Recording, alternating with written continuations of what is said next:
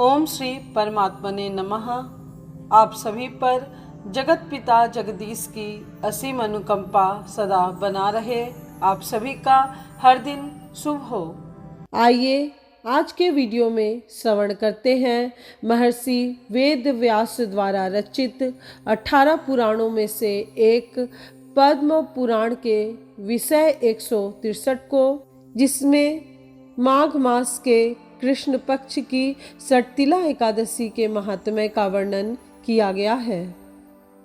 यदि आप आज पहली बार मेरे चैनल पर पद्म पुराण की कथा सुन रहे हैं तो आप सभी से विनम्र निवेदन है कि इसके पहले के भी सभी अध्याय जरूर सुनिएगा। युधिष्ठिर ने पूछा, जगन्नाथ, श्री कृष्ण, आदिदेव, जगतपते, माघ मास के कृष्ण पक्ष में कौन सी एकादशी होती है, उसके लिए कैसी विधि है तथा उसका फल क्या है। महाप्राज्ञ, कृपा करके ये सब बातें बताइए। श्री भगवान बोले, नृपश्रेष्ठ, माघ मास के कृष्ण पक्ष की जो एकादशी है वह सटतिला के नाम से विख्यात है, जो सब पापों का नाश करने वाली है। अब तुम सटतिला की पाप हारिणी कथा सुनो, जिसे मुनि श्रेष्ठ पुलस्त्य ने दालव्य से कहा था। दालव्य ने पूछा, ब्राह्मण, मृत्युलोक में आए हुए प्राणी प्राय पाप कर्म करते हैं, उन्हें नरक में न जाना पड़े, इसलिए कौन सा उपाय है, बताने की कृपा करें। पुलस्त्य जी बोले, महाभाग, तुमने बहुत अच्छी बात पूछी है।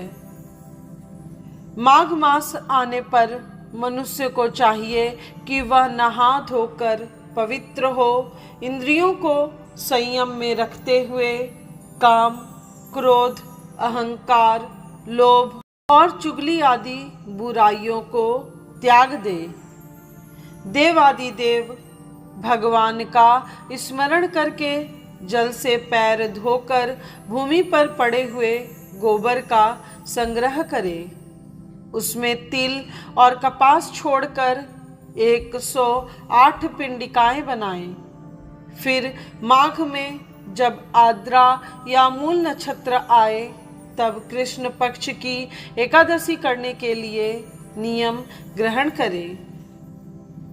भली भांति स्नान करके पवित्र हो शुद्ध भाव से देवादि देव श्री विष्णु की पूजा करें। कोई भूल हो जाने पर श्री कृष्ण का नामोच्चारण करें। रात को जागरण और होम करें। चंदन, अर्गजा, कपूर, नैवेद्य आदि सामग्री से शंख, चक्र और गदा धारण करने वाले देव देवेश्वर श्री हरि की पूजा करें। तत्पश्चात भगवान का स्मरण करके बारंबार श्री कृष्ण नाम का उच्चारण करते हुए कुम्हड़े, नारियल अथवा बिजोरे के फल से भगवान को विधि पूर्वक पूज कर अर्घ्य दे। अन्य सब सामग्रियों के अभाव में 100 सुपारियों के द्वारा भी पूजन और अर्घ्य दान किए जा सकते हैं। अर्घ्य का मंत्र इस प्रकार है, कृष्ण कृष्ण कृपालुस्त्वं गतिना गतिर्भव संसारार्णवं नाना प्रसिद्ध पुरुषोत्तम, नमस्ते पुंडरीकाक्ष, नमस्ते विश्वभावन सुब्रह्मण्य, नमस्तेस्तु महापुरुष पूर्वजा, गृणार्घ्य मया दत्तम लक्ष्म्या सहे जगतपते। सच्चिदानंद स्वरूप श्री कृष्ण, आप बड़े दयालु हैं। हम आश्रयहीन जीवों के आप आश्रयदाता होइए। पुरुषोत्तम, हम संसार समुद्र में डूब रहे हैं। आप हम पर प्रसन्न होइए। कमल नयन आपको नमस्कार है। विश्व भावन आपको नमस्कार है। सुब्रह्मण्य महापुरुष सबके पूर्वज आपको नमस्कार है। जगतपते आप लक्ष्मी जी के साथ मेरा दिया हुआ अर्घ्य स्वीकार करें।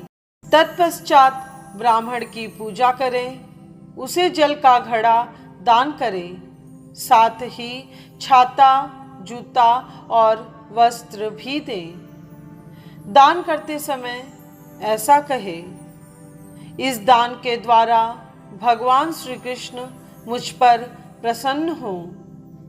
अपनी शक्ति के अनुसार श्रेष्ठ ब्राह्मण को काली गौ का दान करें। द्विज श्रेष्ठ विद्वान पुरुष को चाहिए कि वह तिल से भरा हुआ पात्र भी दान करे। उन तिलों के बोने पर उनसे जितनी शाखाएं पैदा हो सकती हैं, उतने हजार वर्षों तक वह स्वर्ग लोक में प्रतिष्ठित होता है। तिल से स्नान करें, तिल का उपटन लगाएं, तिल से होम करें, तिल मिलाया हुआ जल पिए, तिल का दान करें और तिल को भोजन के काम में लें। इस प्रकार 6 कामों में तिल का उपयोग करने से यह एकादशी षटतिला कहलाती है, जो सब पापों का नाश करने वाली है। आज की यह कथा यहीं पूर्ण हुई। ऐसे ही आध्यात्मिक और पौराणिक कथाओं को सुनते रहने के लिए आपके अपने इस चैनल के साथ बने रहिए। श्लोकों की संख्या के हिसाब से हिंदू धर्म ग्रंथों के 18 पुराणों में दूसरा सबसे बड़ा पुराण है पद्म पुराण। इन कथाओं को आप सुनने के साथ साथ पढ़ भी सकते हैं। आप सभी से निवेदन है कि इन कथाओं को भी अवश्य सुनिए।